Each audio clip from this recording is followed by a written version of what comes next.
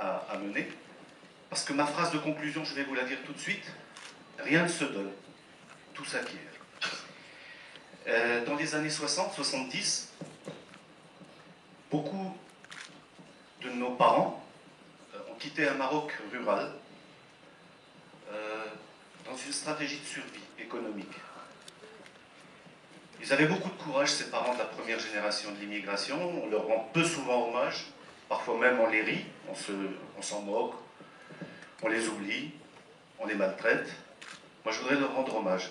Parce qu'imaginez ce que ça pouvait être dans les années 60, homme ou femme d'un Maroc rural, de quitter ses repères pour aller dans un pays dont on ne connaissait rien, même pas la langue, pour aller retrouver des murs de béton où on allait habiter, faire grandir une famille. Je trouve qu'ils ont eu beaucoup de courage. Et ses parents, la première génération, n'a eu de cesse, pendant ses premières années d'existence en France, de se rendre invisibles, transparents. Les pères travaillaient chez Renault, chez Michelin, dans des mines, et ils faisaient le lieu de travail, la maison. Il y a des images qui restent comme ça. La mère, elle élevait ses gosses. Très sincèrement, je trouve que dans les conditions dans lesquelles elle l'a fait, elle l'a bien fait. Elle a su nous transmettre des valeurs.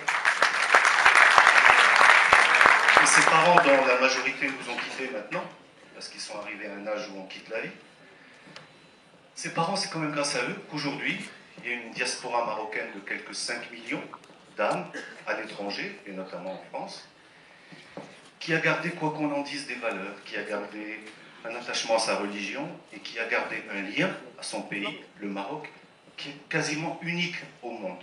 Unique. Donc ses parents se rendaient invisibles, transparents, et ils avaient toujours un mot, une phrase à la bouche qu'ils nous disaient dans leur français à eux: on n'est pas chez nous. Et ils nous ont transmis ça, à nous, la deuxième génération, qui sommes nés en France, qui avons grandi en France, à qui on doit beaucoup.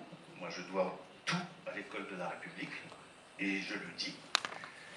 Ils nous ont transmis ce sentiment que nous étions en France temporairement, oui, papa. que nous ne faisions que passer. Ils se trompaient, ses parents.